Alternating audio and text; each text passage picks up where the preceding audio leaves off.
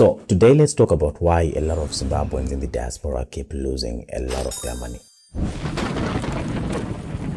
So it's true that a lot of Zimbabweans do send a huge chunk of their money back home trying to start a business, build a retirement home, and so forth. But things don't necessarily work out well for most of these people. And I think the main reason this happens is because people in the diaspora don't understand something that is very, very important. And I don't think people really speak about this one particular thing. There's this idea, if you are in the diaspora, there's this psychological war that happens. If you are not in Zimbabwe, we are definitely going to miss home, depending on what in the diaspora for how long, and you're going to miss your family, your friends, the way of life, because oftentimes when you're in the diaspora they work long hours, they don't have good social life, so they'll start to miss those connections, and that puts them in a vulnerable state emotionally. And it's also on Arukumba, we can sort of like detect that. I'll explain a little bit further how that happens, but it does happen because you are more vulnerable and you trust more and you try to overcompensate that gap. So if you have kids or you have family members of Arukumba, you then try to send money or kufunga mawezi kuwabatsira through my business ideas and all of these things, and all in your head you know to funga out this is the best one. And to be honest, it makes sense. So let's do this business, it can actually help the family in the future. Let's see, build a house. This is good for the family, boss. We have a home is an asset. You are thinking all of these things, boss. You are trying to help the family, but the disconnect man can the luxury in a way you are thinking into the future. But remember, we are in survival mode. We are not thinking about tomorrow, about the future. We are just thinking about now. Few tukufunga tutoita say fees derana, magrocery, all of these things tuza mauzifunga and tukuzona. So panogo chisenda mari payaka, you might end up discovering that you might end up feeling more entitled to your money. Tukudo mari ukasatipa, or even get angry. And sometimes if you might discover, you might send us money vakai this house vakaimba zvakanaka, and then what you do is topedza takuenda kune cheap building materials, vakaimba with cheap materials, so we can pocket the difference. And you in your head why are these people doing this? These are my family. We're supposed to be together. We are a team. We're supposed to work towards the betterment of the whole family. But can I work kata like this? Or tenga cheap materials? How is this any good? You are missing the fact here. We are not thinking about tomorrow. We are just thinking about now. That is the biggest problem. And that problem can also transcend into my business. You send money, let's do a business. And then on our business, they will not have the same enthusiasm. They will not have the same passion. Oftentimes, it's because you're going into the future. Even they don't, they're just thinking now. So, Paul send a money, situations they are making poor decisions in the business but why are these people running these businesses so poorly It's because they have a different perception, different mindset, different vision from yours, and because on a different vision from yours, things are not going to work out quite well. I remember Mufeso wangu who is in the UK akamboita a boutique in town, and what happened was he was working with his brother which is Makuda run that boutique raitengesa hembe, and he put a lot of money into that business. And vakavotsaga vanhu vanenge vachina mushopo vachitengesa hembe akasema camera, there's a contingency plans ekunoti everything is kurana zvakanaka and all of these things. So what happened was vanhu vaishanda momo they started bringing their own stuff vautanga kutengesa shop. So it was stock take and everything, my numbers make a sense, but these people, they are selling their own stuff. So Badara, he was giving them transport money, I think even lunch as well. He's also paying utilities, rentals, everything shop. But they are not doing that.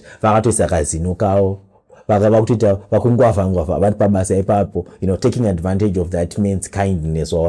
These are things that happen in Zimbabwe. Dakupa example of what happened to a friend of mine, and this can also happen in any business facets.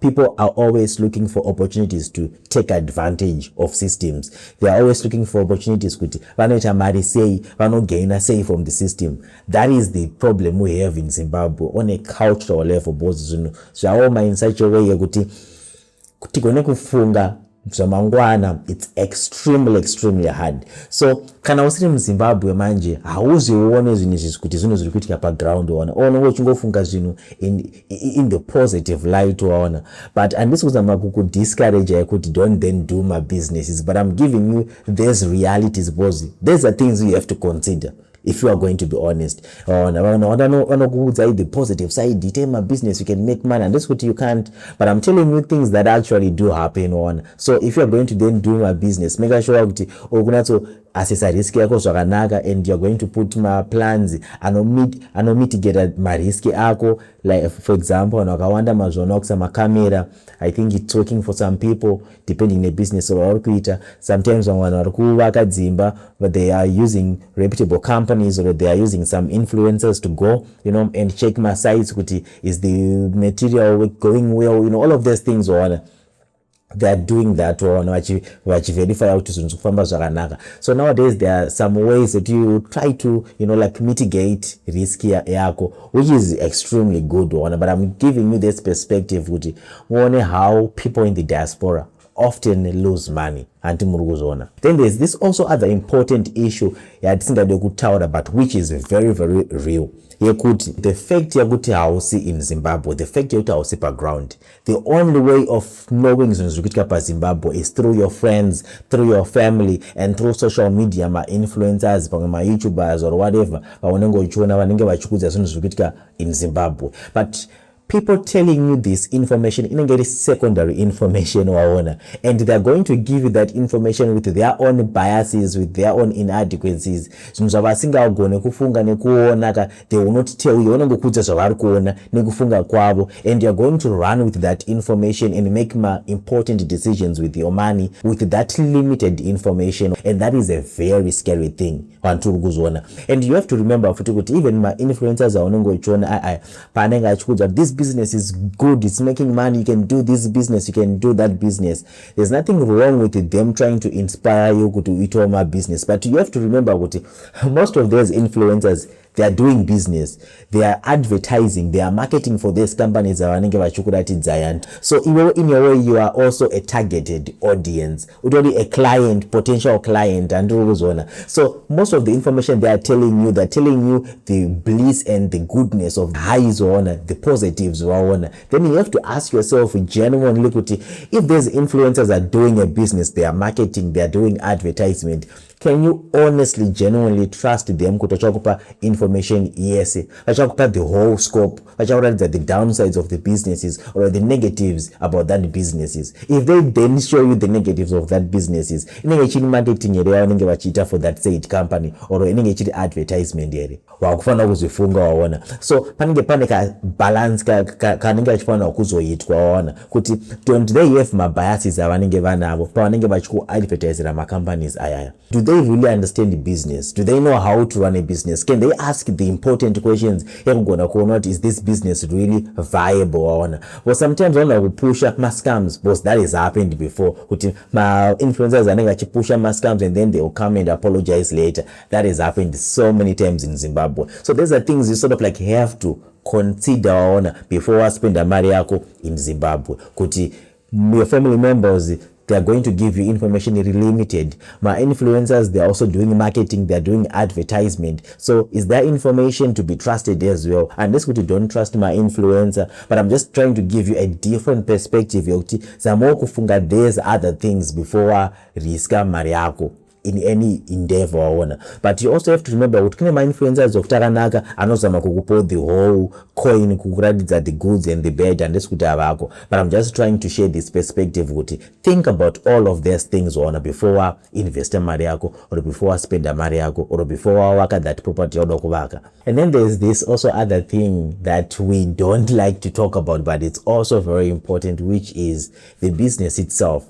Sometimes on akawanda vari in the diaspora because they are starting my businesses, they have no business starting, and you don't have the experience, you don't have the technical know-how, you just have the money, and maybe you could research perform or write a course, and you somehow think because write all of these things, now you are competent enough to start a business.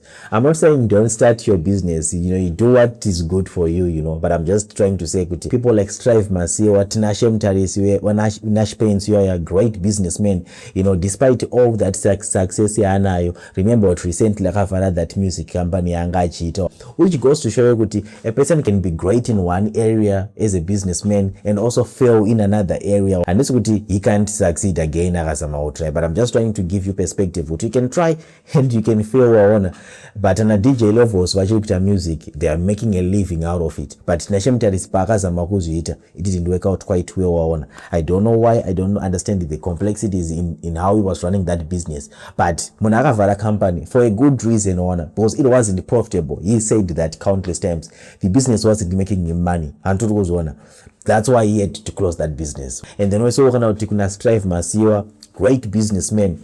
Akaita Kwese TV. What happened to Kwese TV? So I'm giving you these examples to show you that business, it's not easy. Sometimes even my business is my dick. They are also not easy. You have to have a business mindset to actually do business, and you have to understand how businesses are run. There's a lot that goes into it. Uchita business, it's not just a matter of tunemari or utongofana business. There's a lot that goes into it. But there's a conversations that I think are far and number it affect seems in Zimbabwe, which makes it even more difficult. And then I have no footy. Vanenge vachida kuisafutizi nekungwavha ngwavha vachikuda kukubira vachida take advantage of your kindness, and sometimes they will try to find opportunities of making money off your business. So what could go wrong? And it's even way much difficult. So that is why a lot of people in the diaspora lose money. So in short, the problem in Zimbabwe, I say that people are trying to invest. It's actually a good thing for people to want to invest. But of course, we do know Zimbabwe is very hostile when it comes to that. But it's actually a good thing that they're trying to do all of these things. But the problem, it's the fact here, one, they underestimate how difficult it is to run a business or to build a home, especially in an environment in in survival mode. So that disconnect here, we see things from two different perspectives, is what is causing so many headaches to so many people. And wakawanda valuza mari, vanokawanda vachema nehama dzavo, people they genuinely trusted kuti they will never betray them. They were betrayed by those people. And again, it's not kuti vanhu betrayed, they are really like bad people.